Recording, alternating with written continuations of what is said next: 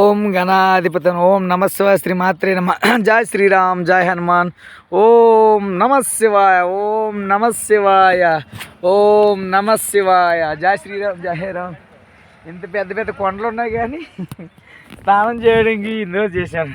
పిల్ల కాలువలు పెద్ద పెద్ద కొండలని ఒక్క వాగు కూడా లేదు, నది కూడా లేదు స్నానం చేయడానికి. హర మహాదేవ శంభో శంకర మధ్యాహ్న సమయం అయ్యింది కాబట్టి శుభ్రంగా స్నానం చేసి కొంచెం అక్కడ చిన్న టెంపుల్ ఉంది, అక్కడ దండం పెట్టుకుని మళ్ళీ పాదయాత్ర కొనసాగించాలి. భిక్ష అంటావా, స్నానం చేసిన వెంటనే భిక్ష వస్తుంది.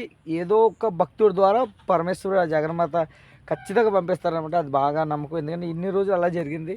హరహర మహాదేవ శంభో శంకర ఓం నమ శివాయ ఓం నమ శివాయ. బట్టలు ఆరిపోవాలి. ఓం నమ శివాయ. ఇంకా ఆరలేదు. ఓం నమ శివాయ ఓం నమ శివ. నిన్న రాత్రి బట్టలు కూడా ఆరలేదు, కొంచెం ఆరేసుకున్నాను. మాది ఈ ప్లేస్లో కొంతమంది జనం ఉన్నారండి. ఓం నమ శివ. గోమాతలు ఎక్కడ చూసినా గోమాతలు. గో ప్రదక్షిణ చాలా విశిష్టమైనది. గో పూజ, గో ప్రదక్షిణ, గోమాతకి ఎంతో కొంత పలహారం పెట్టండి. ఓం నమ శివ. హర మహాదేవ శంభో శంకర. భారత్ మాతాకి జై. హర మహాదేవ శంభో శంకర. ఓం నమ శివాయ.